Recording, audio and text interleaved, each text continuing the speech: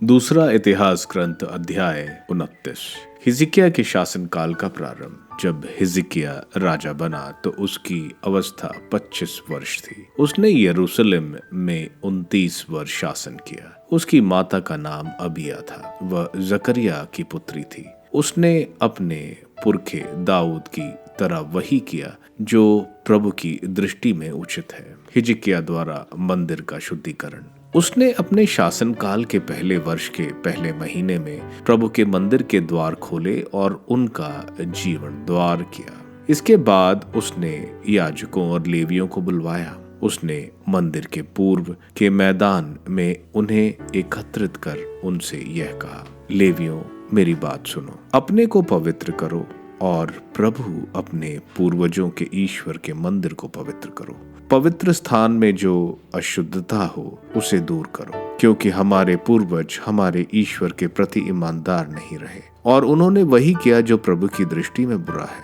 उन्होंने प्रभु को त्याग दिया, उसके निवास से मुंह मोड़ा और प्रभु से पीठ फेर ली। इसके अतिरिक्त उन्होंने सामने के द्वार बंद किए, दीप बुझा दिए तथा इज़राइल के ईश्वर को पवित्र स्थान में धूप और होम बलि नहीं चढ़ाई। इसलिए यूदा और यरूशलेम पर प्रभु का क्रोध भड़क उठा।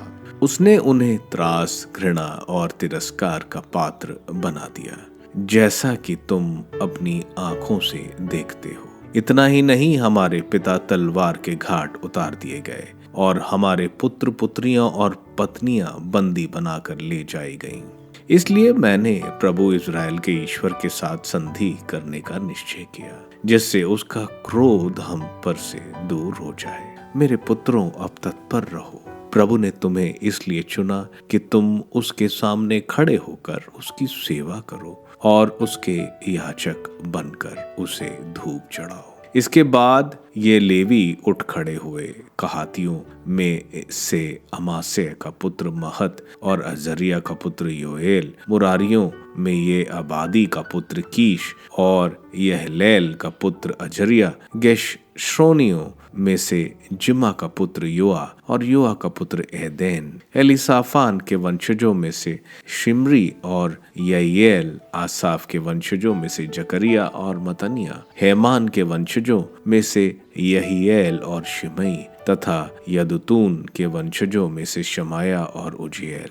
उन्होंने अपने भाई बंधुओं को एकत्रित कर अपने को पवित्र किया। इसके बाद उन्होंने राजा की आज्ञा पाकर प्रभु के नियमों के अनुसार प्रभु के मंदिर का शुद्धिकरण करना प्रारंभ किया। याजकों ने शुद्धिकरण करने के लिए प्रभु के मंदिर में प्रवेश किया। उन्होंने प्रभु के मंदिर में पाई गई सब अशुद्ध वस्तुओं को निकालकर आंगन में लाकर रखा। लेवियों ने उन्हें वहां से उठा कर केद्रोन के नाले में फेंक दिया। उन्होंने पहले महीने के पहले दिन शुद्धिकरण प्रारंभ किया था। उसी महीने के 8वें दिन वे प्रभु के द्वार मंडप तक आ गए और 8 दिन तक प्रभु के मंदिर का पवित्रकरण करते रहे। यह कार्य पहले महीने के 16वें दिन समाप्त हो गया था। प्रायश्चित कर्म संपन्न। इसके बाद उन्होंने राजा हिजकिय्याह के यहाँ जाकर उससे कहा, हमने प्रभु का पूरा मंदिर पवित्र किया। होम बलि की वेदी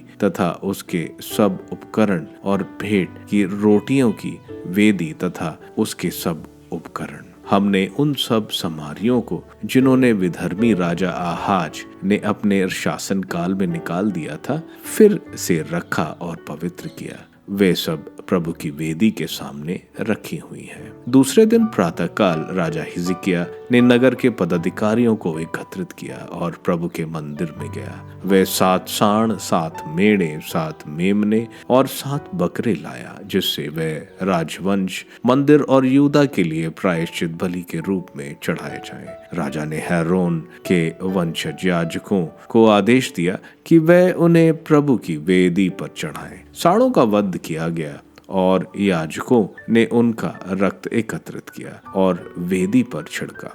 मेढ़ों का वध किया गया और उनका रक्त वेदी पर छिड़का गया। फिर मेमनों का वध किया गया और उनका रक्त भी वेदी पर छिड़का गया। इसके बाद प्रायश्चित बलि के लिए बकरे राजा और उपस्थित समुदाय के पास लाए गए, जिससे वे उन पर अपने हाथ रखे। इसके बाद याजकों ने उनका वध किया और उनका रक्त प्रायश्चित के लिए वेदी पर चढ़ाया, जिससे सारे इज़राइल के लिए प्रायश्चित विधि संपन्न हो जाए, क्योंकि राजा ने सारे इज़राइल के लिए होम बलि और प्रायश्चित बलि का आदेश दिया था। इसके बाद उसने झांस, सारंगी और सितार के साथ लेवियों को प्रभु के मंदिर में उस क्रम के अनुसार खड़ा कर दिया जो दाऊद राजा के दृष्टा गाद और नबी नातान ने निश्चित कर दिया था, क्योंकि प्रभु ने अपने नबियों द्वारा यह आदेश दिया था। जब लेवी दाऊद द्वारा बनाए वाद्यों के साथ और याजक तुरियों के साथ खड़े हुए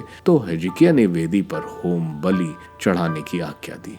जैसे ही होम बलियां चढ़ाई जाने लगी तो प्रभु के सम्मान में गीत गाए जाने लगे, तुरियां बजाई गईं और इज़राइल के राजा दाऊद द्वारा बनाए गए वाद्य बजाए जाने लगे। सारे समुदाय ने दंडवत किया। होम बलि की समाप्ति तक गीत गाए जाते रहे और तुरियां बजाई जाती रहीं। जब होम बलि चढ़ाई जा चुकी तब राजा और सब उपस्थित लोगों ने घुटने टेक कर उपासना की। राजा हिजकिय्याह और पदाधिकारियों ने लेवियों को प्रभु के आदर में दाऊद और दृष्टा आसाफ के गीत गाने का आदेश दिया। वे आनंद के साथ स्तुति गान करने लगे और उन्होंने सिर झुकाकर उपासना की।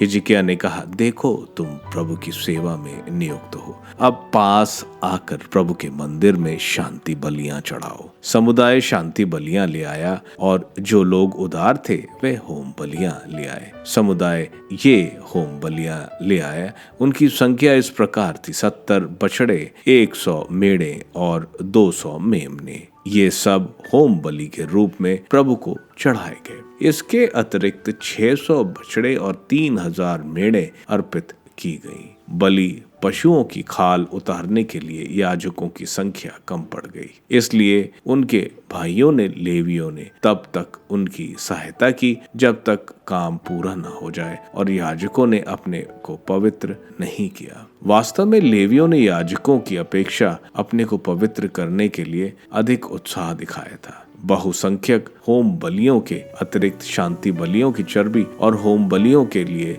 निर्धारित अर्धों के कारण याजकों का काम भारी था। इस प्रकार प्रभु के मंदिर की सेवा पुनः स्थापित की गई। हिजकिय्याह और सब लोग इसलिए आनंदित थे कि ईश्वर ने अपनी प्रजा का इतना बड़ा उपकार किया और कि यह कार्य इतना शीघ्र संपन्न हो सका।